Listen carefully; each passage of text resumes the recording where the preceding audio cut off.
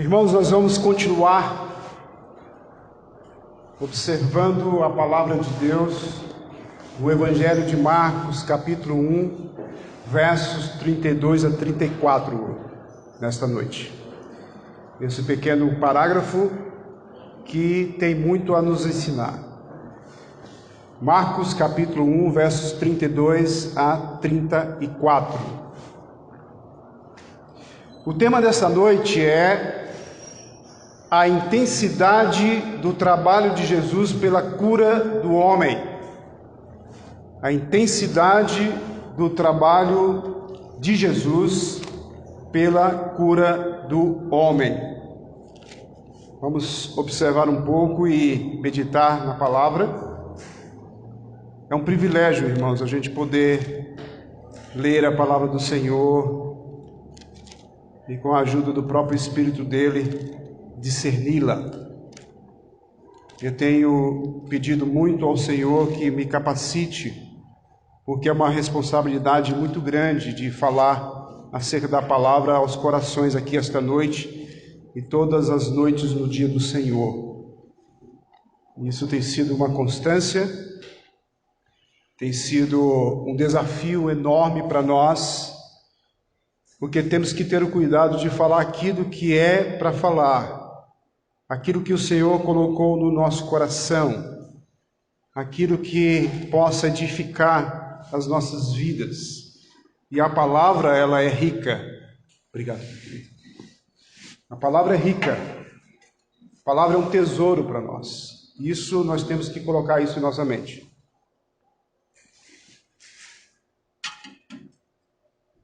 A saúde é uma das maiores necessidades do ser humano.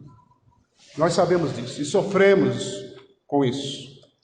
A história da humanidade é marcada por epidemias e mortes.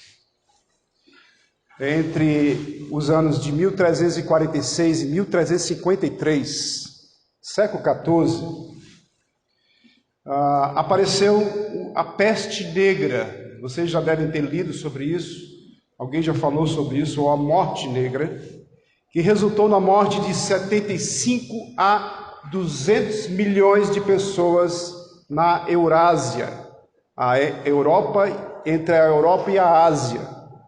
Uma pandemia. Pandemia é uma consequência de um vírus, de uma doença que pega uma quantidade enorme da população e extermina.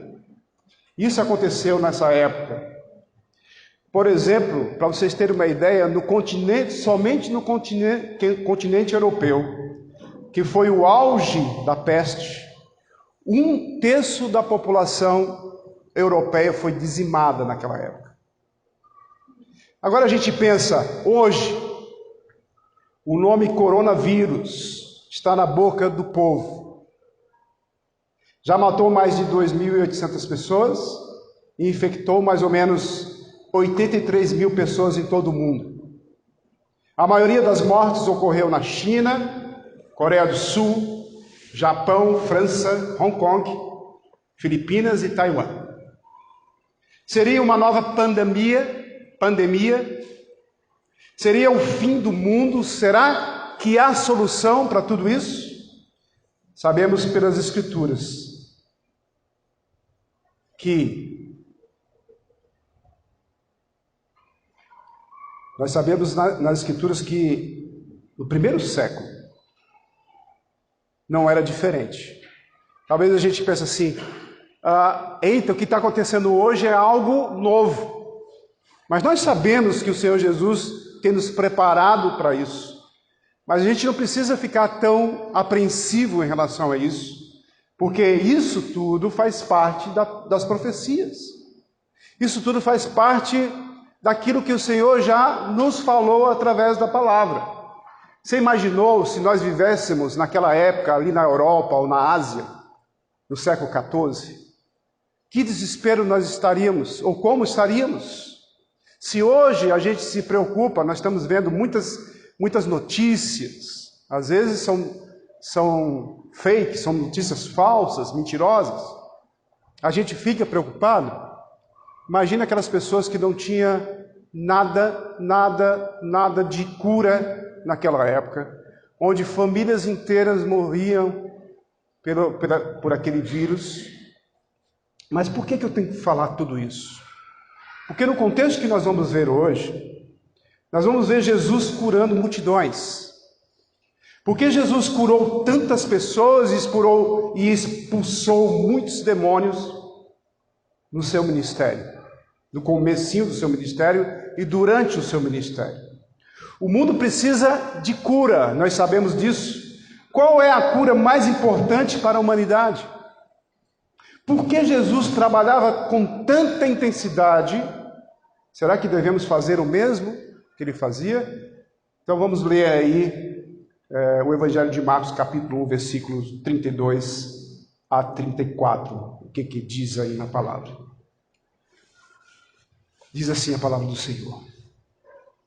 À tarde, depois do pôr do sol, trouxeram a Jesus todos os enfermos e endemoniados. Toda a cidade estava reunida à porta da casa. E ele curou muitos que se achavam doentes de todo tipo de enfermidades. Também expulsou muitos demônios, não lhes permitindo que falassem, porque sabiam quem ele era. Vamos orar novamente, pedindo orientação ao nosso Senhor. Senhor Deus Pai, eu quero agradecer, Senhor, pela tua bondade. Obrigado, Senhor, pela tua palavra que chega até nós. Obrigado, Senhor, por esta igreja local que está aqui reunida. Obrigado, Senhor, pelas pessoas que nos visitam. Senhor, tenha cuidado, Senhor, das pessoas que faltaram por algum motivo. Nós sabemos, ó Deus, que o Senhor sabe de todas as coisas.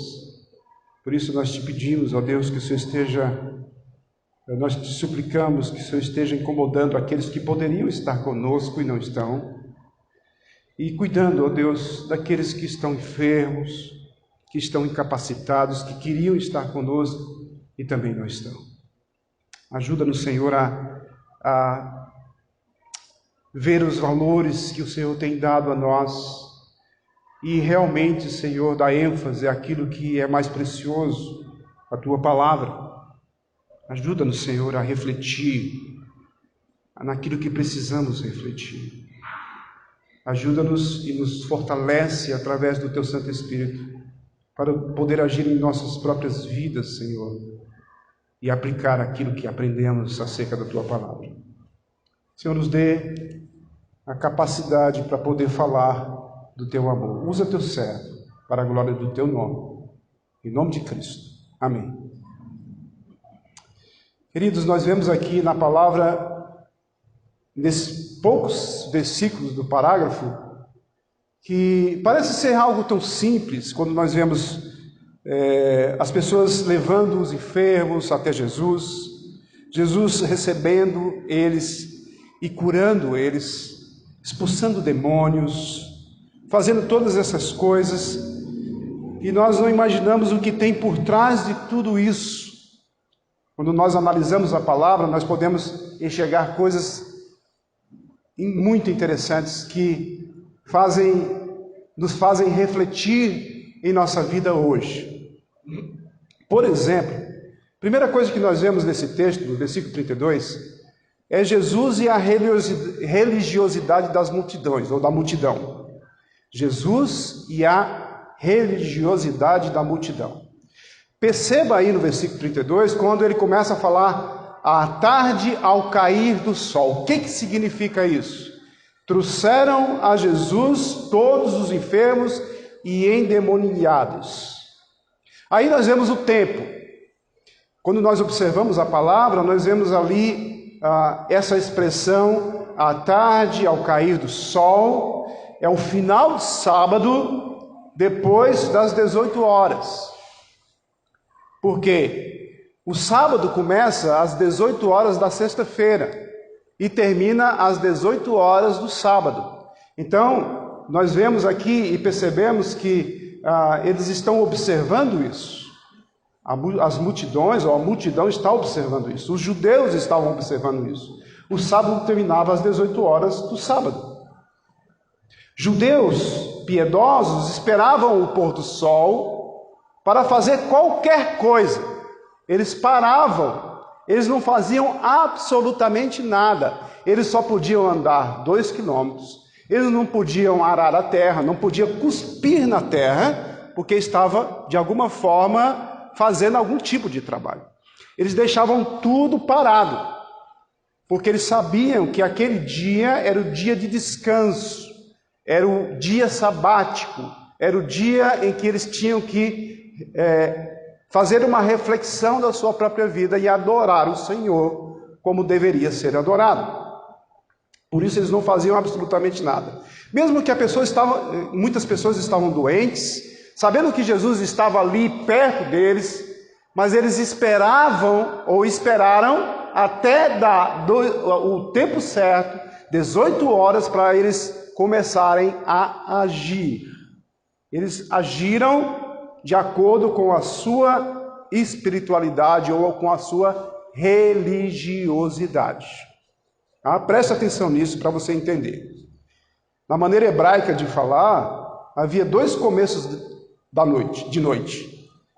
O primeiro começava às 3 horas da tarde, e o segundo começo da noite começava às 6 horas, 18 horas, para nós aqui.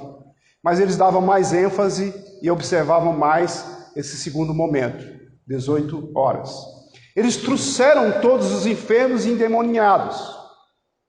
Perceba este acréscimo que Marcos faz na narrativa do evangelho dele, que ele acrescenta endemoniados. Não eram somente os doentes com enfermidades, mas eram também os endemoniados. Nós vemos uma distinção aqui entre os enfermos e os endemoniados, que também os endemoniados poderiam ou não estar enfermos fisicamente. Sim, poderiam. Jesus poderia recebê-los e curá-los antes de terminar o sábado? É a pergunta. Jesus poderia receber eles antes?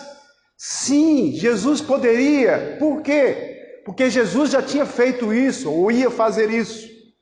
Ele curou no sábado. Ele autorizou os seus discípulos a colher espigas no sábado. E por causa disso ele foi condenado. Foi por causa disso também que ele foi condenado. Porque ele disse que o homem é o Senhor do sábado, e ele era o Senhor dos senhores, que também criou o sábado. Mas não vamos falar do sábado aqui. O que nós podemos aprender nesse primeiro momento? O que você pode aprender com essa religiosidade dos judeus, que perdiam às vezes os seus bois, a sua cria quando caía no buraco? E o próprio Senhor Jesus disse: quem de vocês, se no sábado cair um animal que você cria, uma vaca que dá leite, sei lá, e você não vai tirá-la no sábado? Ele indagou isso pela incoerência da forma que eles estavam observando o sábado. É muito interessante você entender isso. Agora, creio que você ora antes de viajar. Você ora antes de viajar? Toda vez que você vai viajar, você ora? Ora ou não ora? Acho que você ora. Eu oro, você não ora? Você ora antes de comer uma refeição? Pela manhã, no café da manhã, no almoço e no jantar? Você ora antes? Ora. Eu acho que você ora. Talvez alguns de nós esqueça de orar. Talvez você esqueça em um certo momento de orar. Eita, esqueci de orar. Aconteceu, acho que não aconteceu isso com você, mas deve ter acontecido, sim. Às vezes, você se esquece de orar. Agora, por que eu estou falando isso? Que nós não devemos tomar, ou tornar, na realidade, nossas orações e meditações em religiosidade.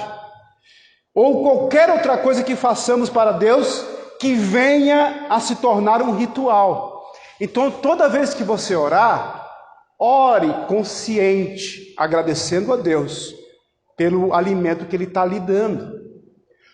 Você pode orar, por exemplo, pelo prato que está recebendo a comida. Você pode orar, por exemplo, pela pessoa que cozinhou a sua comida. Você pode orar, por exemplo, pelos talheres que você vai usar quando você vai comer. Ah, pastor, mas eu tenho que orar por essas coisas também? Sim, pelas mínimas coisas você tem que orar, agradecendo ao Senhor, porque sabe de uma coisa? Houve tempo em que as pessoas não tinham nem garfo, nem faca, nem colher para comer um alimento. Não tinha uma cadeira para sentar, não tinha uma mesa para colocar os alimentos nas suas mesas. E tem muitas pessoas hoje que vivem da mesma forma. Por esse motivo eu tenho que orar consciente, eu tenho que fazer as coisas consciente. Eu vou viajar, eu oro ao Senhor consciente, não por tabela, não por ritual, não por religiosidade. Você precisa meditar nisso e absorver a sua vida como deve absorver os ensinamentos da palavra de Deus para a sua vida, para a edificação da sua vida. Nós vimos que Jesus e a religiosidade da multidão. Agora nós veremos o segundo ponto, que é Jesus e sua popularidade. Versículo 33. Jesus e sua popularidade. Toda a cidade estava reunida à porta. É interessante você notar isso. Só essa frase dá para você entender alguma coisa. Toda a cidade de Cafarnaum estava reunida à porta. A porta de quem? De Pedro. A multidão, toda a cidade, aí nessa frase, tem uma figura de linguagem. No português, na tua língua, na minha língua, no português é uma figura de linguagem, é uma hipérbole.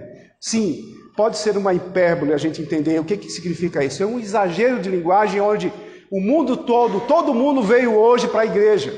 Não é o mundo todo, óbvio, mas é as pessoas. E como é uma quantidade maior de pessoas, eu posso dizer todo mundo. Mas nem todo mundo, é lógico. Já pensou se 7 bilhões ou quase 8 bilhões de pessoas viessem ao culto hoje aqui? Agora você imagine ali, Jesus estava ali em Cafarnaum. Eles já sabiam da popularidade de Jesus. Eles já sabiam que Jesus tinha um poder. Eles sabiam que Jesus podia curar. Então o que eles fazem? Eles começam logo depois das 18 horas, depois que o sábado tinha encerrado, eles foram onde Jesus estava. E onde Jesus estava? Na casa de Pedro. Nós notamos e já observamos isso, que provavelmente Jesus estava morando com Pedro e com os outros ali, naquele lugar. Agora você imagine o pescador recebendo uma multidão de pessoas. Tá, não é toda a cidade, mas é uma quantidade enorme de pessoas que queriam ver Jesus. Por quê? Pela sua popularidade. Pelo o ser que ele é, pela sua bondade, pela sua eloquência de falar aquilo que as pessoas deviam ouvir, não aquilo que as pessoas queriam ouvir, mas que elas deviam ouvir. Vocês lembram que Jesus ainda continuava dizendo que tinham que se arrependerem dos seus pecados e entregar suas vidas. Arrependam-se, dos seus pecados. É interessante você observar isso. Toda a cidade apinhada em volta da casa de Pedro. Então a casa de Pedro estava lotada, cheia de gente. Você já imaginou uma multidão de gente chegando na tua casa? Porque tem uma pessoa especial na tua casa, e todo mundo quer ver aquela pessoa, e todo mundo quer tocar naquela pessoa, e todo mundo quer, de alguma forma, estar perto daquela pessoa. Era isso que aconteceu, e você tem uma ideia do que estava acontecendo. Todos queriam ver Jesus. A aplicação para a nossa vida aqui, para a nossa vida cotidiana, é o seguinte. A pergunta é, por que sentimos o interesse de estar perto de pessoas famosas? Talvez você não sinta isso, mas a maioria das pessoas sentem. Eu me lembro muito bem que eu estava na universidade e fazendo curso de economia, e de repente uma multidão correndo atrás de uma pessoa, eu não sabia quem era, eu também não sabia quem era. Aí quando eu dei de cara com ele, a multidão estava atrás dele, ele estava correndo no corredor, vindo para cá, eu dei de cara com ele. Quem era? Gilberto Gil. E o pessoal tudo doido para chegar para ele, para conversar com ele, para pedir autógrafo, para abraçar ele. Eu digo, rapaz, que povo doido. Para que isso? Que exagero é esse? Mas nós somos assim.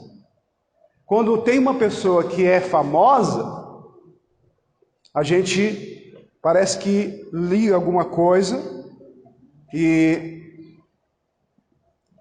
é interessante. Eu estou lembrando também de um jornalista. Eu trabalhava no banco e o jornalista chegou, queria furar a fila. Ele é famoso. É o Chico, aquele que era que fazia nas sextas-feiras aqueles programas lá da Globo. Até esqueci o nome. Pronto. Aí ele veio pro meu, eu era caixa na época, ele veio pro meu caixa e queria furar a fila para. Aí eu disse, olha, meu querido, eu sei quem você é, mas você tem que pegar a fila, todo mundo está na fila, você não pode furar. Não, mas é porque eu estou com pressa, é porque naquele negócio, eu vou falar com o gerente, eu digo, vai falar com o gerente. Está entendendo? Por causa da popularidade dele, ele queria furar a fila. Eu achei interessante aquele episódio naquela época. Depois eu digo, meu Deus do céu, que coisa mais estranha. Mas é isso, às vezes você é popular e você às vezes quer ultrapassar os seus limites.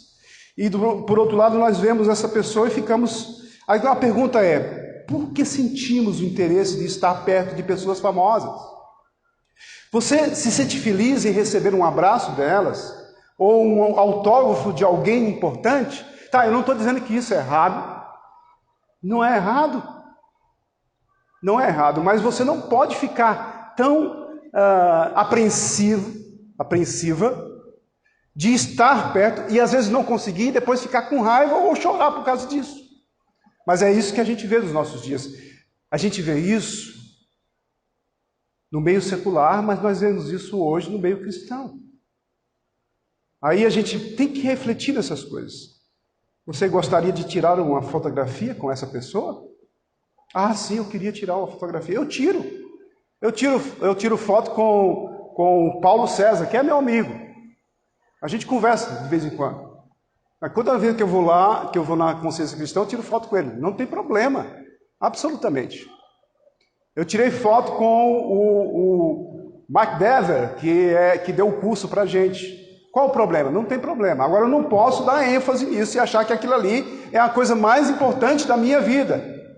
Então, o seu desafio, meu querido, hoje, é identificar a popularidade de alguém que você tem que estar perto, que você tem que, se fosse possível, tirar fotografias com ele, ou se fosse possível, abraçá-lo. Mas um dia, você vai estar face a face com ele e vai poder abraçá-lo, para a glória de Deus. Senhor Jesus.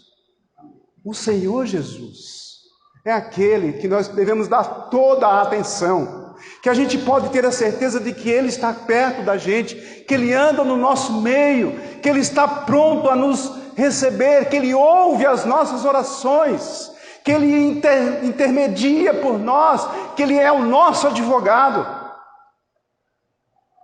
Porque nós esquecemos de Jesus e lembramos das pessoas famosas? Qual é a porta que Jesus abre para você poder encontrá-lo em comunhão? Qual é a porta? Sabe qual é a porta que Jesus abre para você encontrá-lo em comunhão junto com os outros? É a porta da igreja que Ele instituiu. É a porta dessa igreja local, onde você tem o privilégio de poder entrar por ela e sentar juntamente com os irmãos e adorar o Senhor que recebe toda a honra e toda a glória. Nós devemos estar perto do nosso Senhor. Sim, nós não precisamos estar perto dele somente na igreja.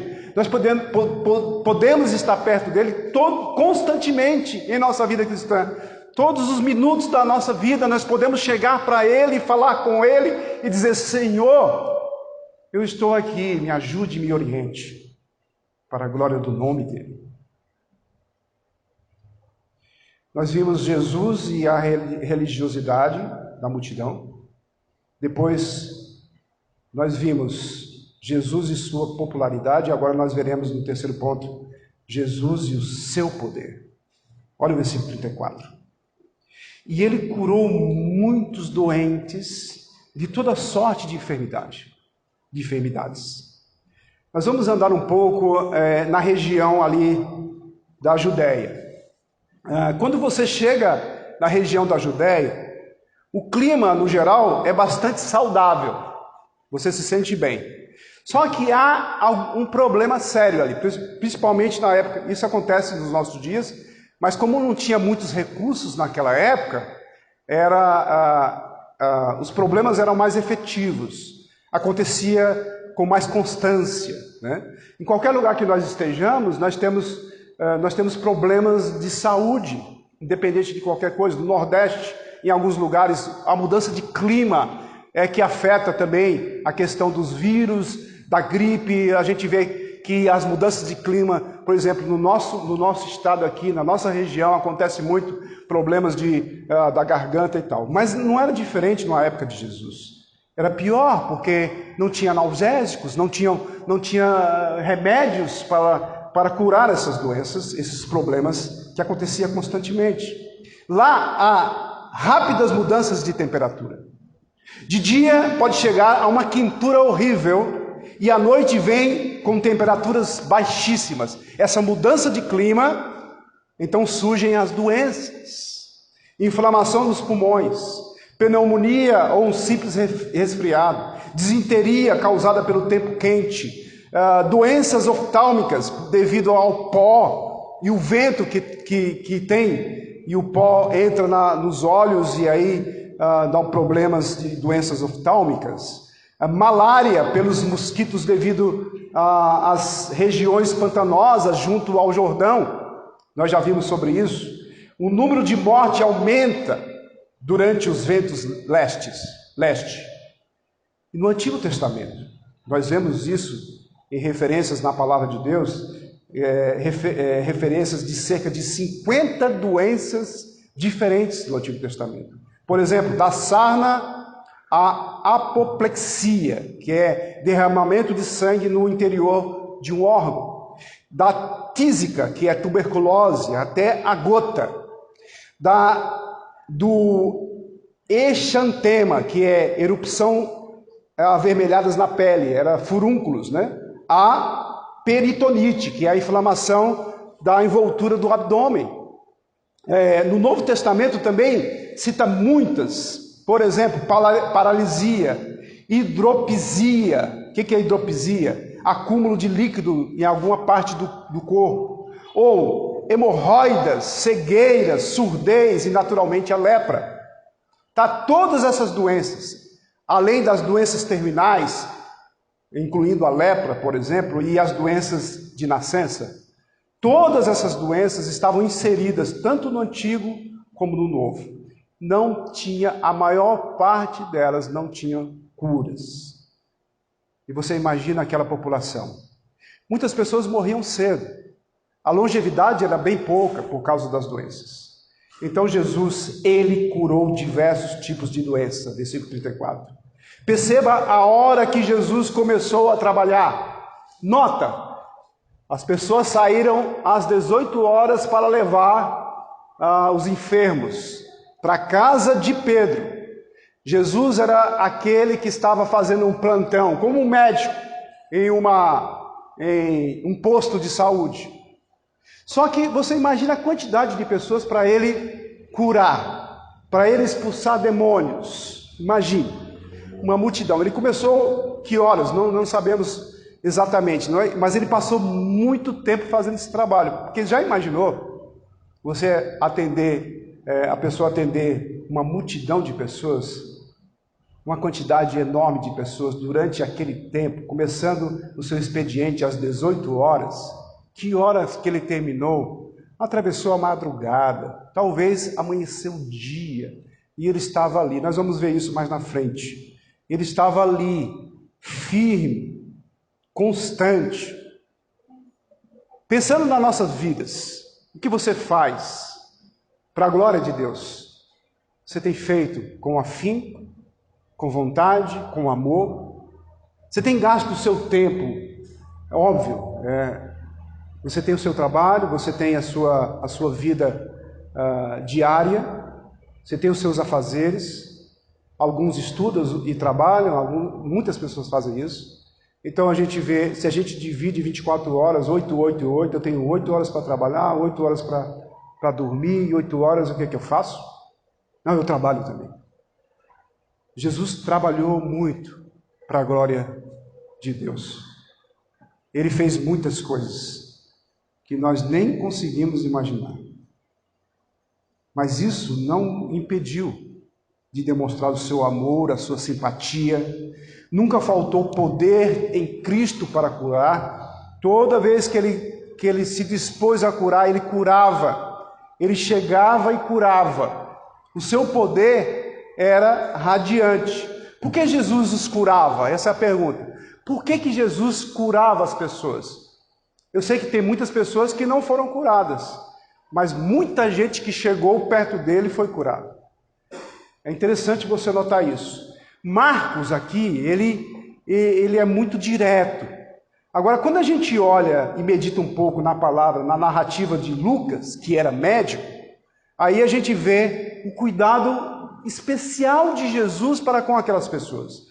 Você verá alguns detalhes da devida atenção de Jesus. É interessante você notar isso. É interessante você observar isso. Por exemplo, em Lucas 4, versículo 40, diz assim: e ele os curava, impondo as mãos sobre cada um. Então ele não fazia assim, fica uma multidão aí, e todo mundo era curado. Não, cada um ele vinha e tocava, pegava nas mãos e tocava naquela pessoa, para a pessoa ser curada. Imagina, 50 pessoas, 100 pessoas, 1000 pessoas, 5.000 pessoas, 20.000 pessoas, 25.000 pessoas, ou mais do que isso. Você já pensou nisso? Jesus ama a cada um de nós e nos cura. Por que Jesus curou tantas pessoas ali? Não só pela compaixão dele, pelo amor que ele tinha, mas também pelos sinais. Para os judeus, da profecia cumprida em Jesus.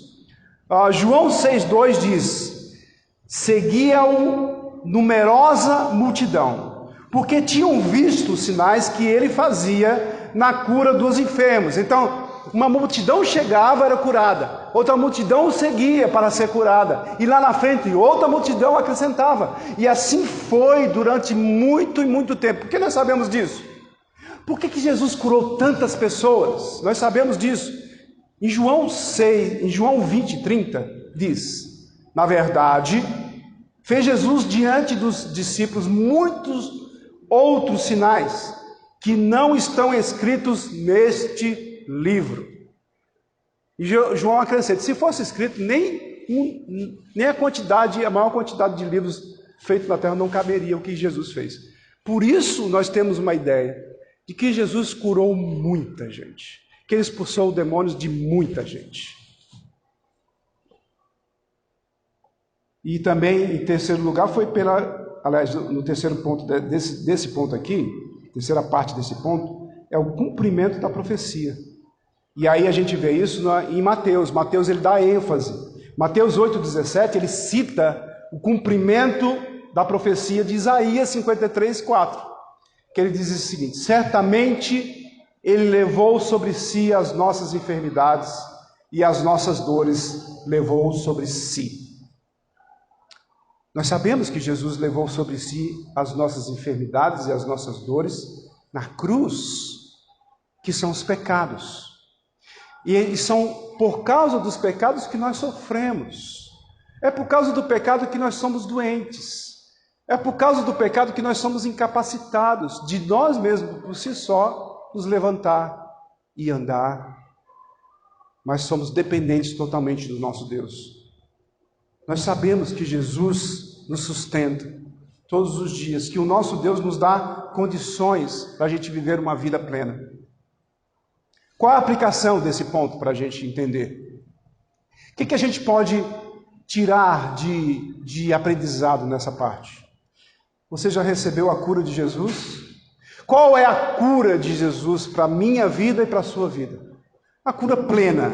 Ele levou as nossas enfermidades, levou sobre si tudo aquilo que a gente tinha do maior marasmo que podemos ter na nossa vida. Nós não precisamos mais ficar cabisbaixos porque nós temos uma doença aqui ou outra acolá. Nós não precisamos ficar mais tristes porque Jesus levou tudo sobre si e Ele nos curou. A maior cura que nós recebemos foi a vida eterna em Cristo Jesus. Você entende que a principal cura de Jesus foi nos conceder a vida eterna? Você foi curado. Jesus falou isso com Paulo e Paulo entendeu. Paulo ficou desesperado com o espinho na carne. Senhor, eu preciso resolver esse problema. Já é a terceira vez que eu estou pedindo ao Senhor e o Senhor não me dá essa resposta. O que eu vou fazer, Senhor? Eu não aguento mais esse espinho na carne. Ele diz assim: a minha graça te basta, meu querido. Eu permiti esse espinho na tua carne para você não se ensoberbecer, para você não se sentir orgulhoso. Nós falamos hoje pela manhã que Paulo chegou ao terceiro céu.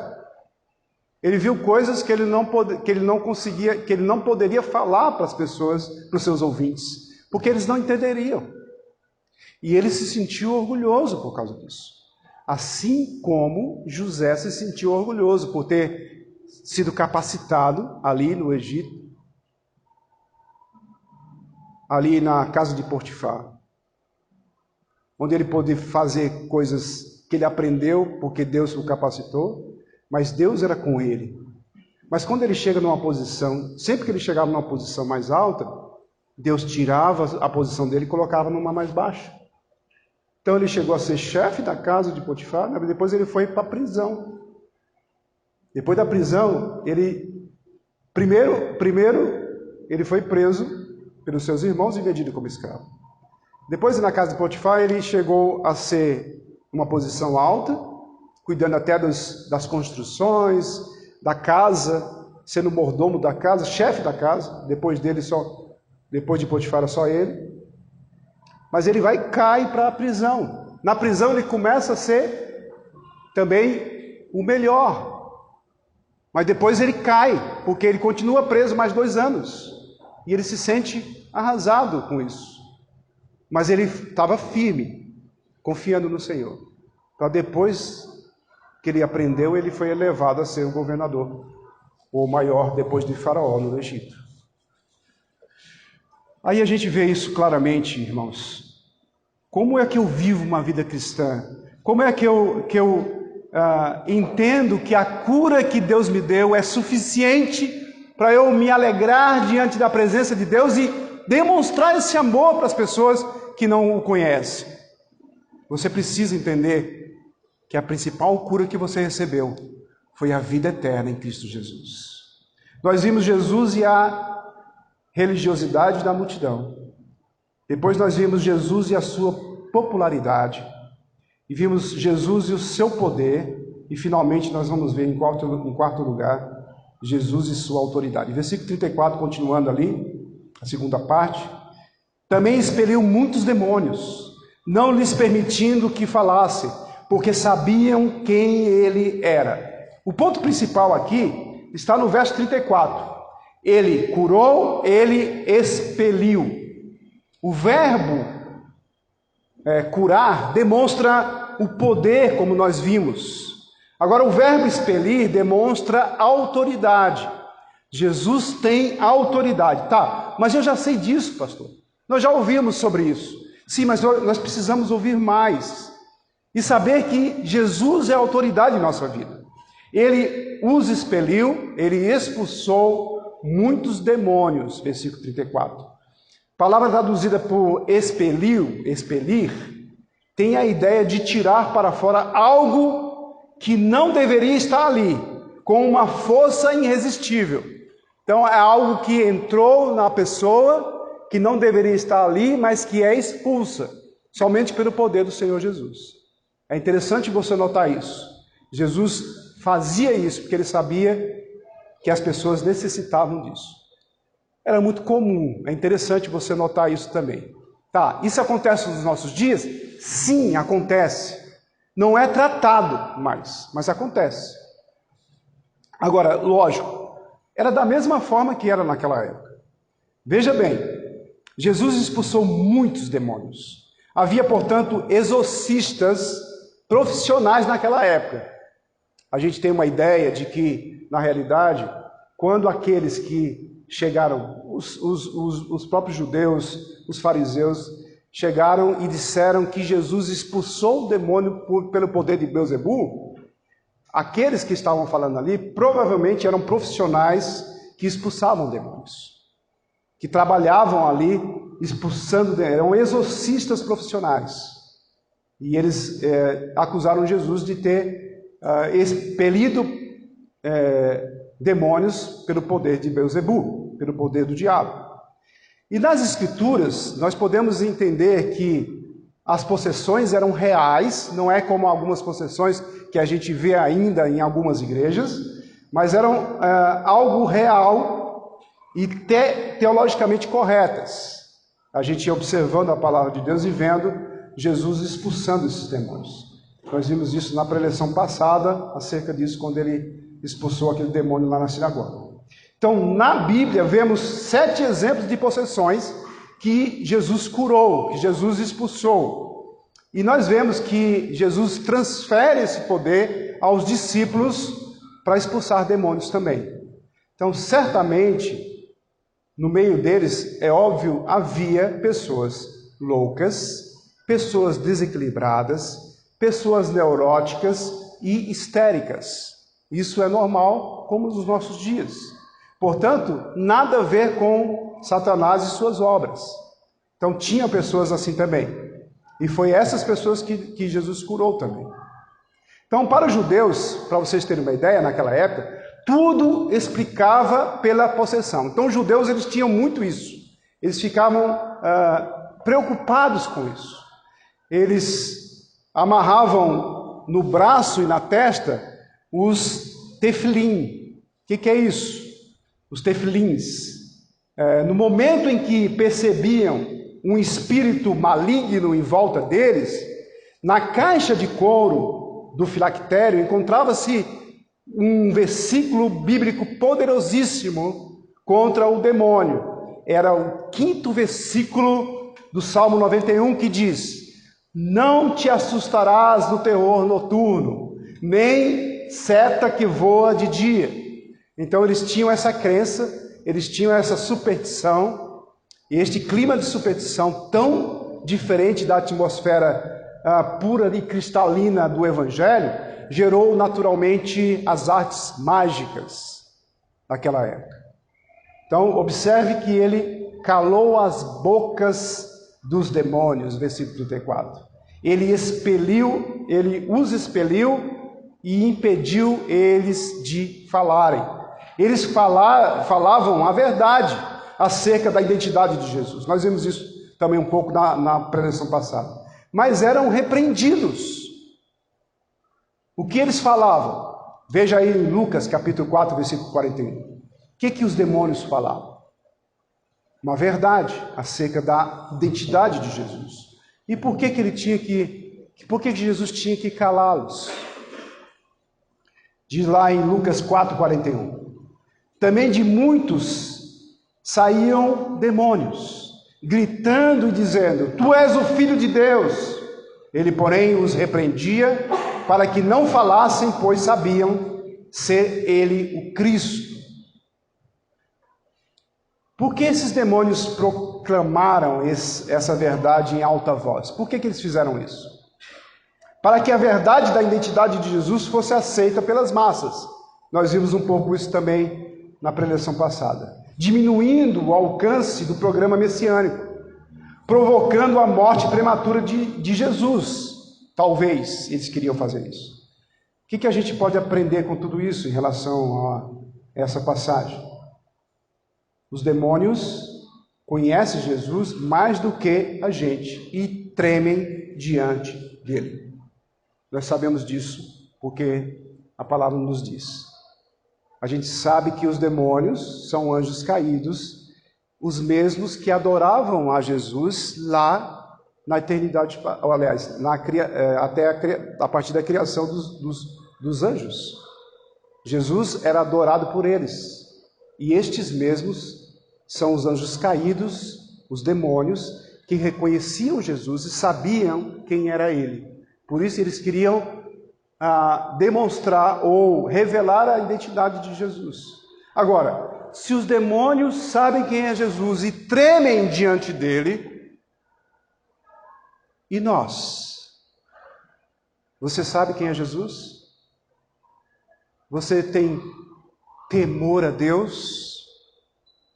Você reverencia o Deus que você serve? Você sabe da autoridade de Jesus na sua vida? Você entende quem é Jesus para você? Ele é teu Salvador? Sim. Mas Ele é também o seu Senhor? Como a gente pode entender isso? Que autoridade Cristo exerce sobre você? Ele manda e você obedece? Talvez você receba algumas ordens do seu patrão onde você trabalha. Ele manda, você obedece? Obedece. Por que você obedece? Porque você precisa do seu emprego. Você obedece porque você é um trabalhador. Você obedece porque você sabe quem é a autoridade. Ele manda e você obedece. Como é que a gente faz com Jesus? Como é que você faz com Jesus? Ele manda? Manda. Ele dá ordens para a gente? Dá. Você sabe as ordens que Jesus deu para você? Sabe. Você obedece?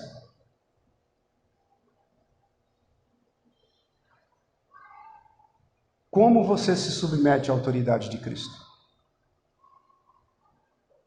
Jesus diz para você: ame o seu próximo.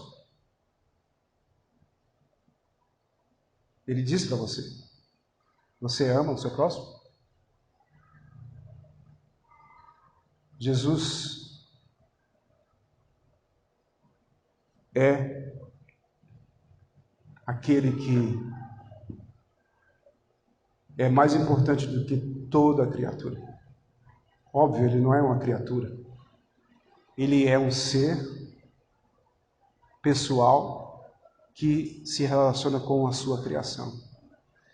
E nós somos muito, muito privilegiados pela grandeza, pela compaixão, pelo amor de Cristo por nós.